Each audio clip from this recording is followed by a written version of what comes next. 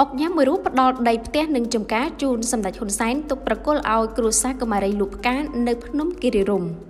វ៉ាវចំណេញកំ KK The Resident 598ប្រកបអាជីវកម្មស្នាក់នៅជួលក្នុងពេលតែមួយ 3 in 1 រីករាយនឹងការបញ្ចុះតម្លៃច្រើនសន្ធឹកសន្ធាប់រហូតដល់ 10% និងលក្ខខណ្ឌបង់ប្រាក់មានច្រើនជម្រើសសូមទំនាក់ទំនងឥឡូវនេះសម្រាប់ព័ត៌មានបន្ថែម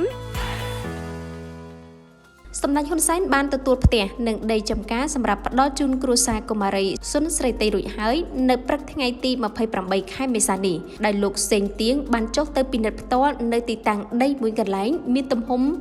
6270ម៉ែត្រការ៉េដែលស្ថិតនៅក្នុងភូមិទី5ឃុំត្រែងត្រយឹងស្រុកភ្នំស្រួចខេត្តកំពង់ស្ពឺបន្ទាប់ពីទទួលបានការណែនាំពីប្រធានព្រឹទ្ធសភាកាលពីរសៀលថ្ងៃទី27ខែមេសាឆ្នាំ2025រួចមកនៅព្រឹកថ្ងៃទី28ខែមេសាឆ្នាំ2025អុកញ៉ាមួយរូបផ្ដល់ដីចម្ការជូនសម្ដេចហ៊ុនសែនទុកប្រគល់ឲ្យគ្រួសារកុមារីលក់ផ្កានៅភ្នំគិរីរម្យដែលល្បីល្បាញលើបណ្ដាញសង្គមកាលពីសប្តាហ៍មុនដីនោះជាដី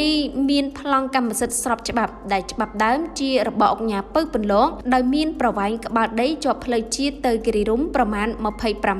និងចម្ងាយប្រមាណ 1.5 គីឡូម៉ែត្រចុះពីជើងភ្នំគិរីរម្យដីខាងលើនេះជាដីមានផ្ទះនិងចំការដំណាំស្រាប់ដែលភាគច្រើនជាដើមស្វាយអាចទទួលផលផ្លែរួចបន្ទាប់ពីឃើញការផ្សព្វផ្សាយតាមរយៈព័ត៌មាននិងបណ្ដាញសង្គមស្វែងរកដីសម្រាប់ធ្វើលំនៅឋាន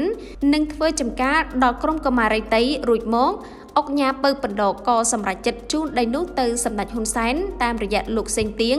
ជំនួយការផ្ទាល់សម្ដេចតេជោដើម្បីផ្ដល់ឲ្យគ្រួសារកុមារីសុនស្រីតី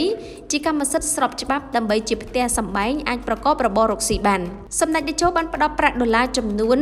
$10,000និងប្រាក់រៀលចំនួន30លានរៀលដោយដាក់ចូលគណនីធនាគារឲ្យទៀតផងហើយក៏នឹងផ្ដល់1លានរៀលនៅក្នុងមួយខែរយៈពេល3ឆ្នាំដល់គ្រួសារសុនស្រីតីដែរក្រោយបានចូលជួបនឹងសំណេះសំណាលសួរសុខទុក្ខនៅភូមិគ្រឹះតាខ្មៅកាលពីរសៀលថ្ងៃទី27ខែមេសាឆ្នាំ2025ម្សិលមិញនេះ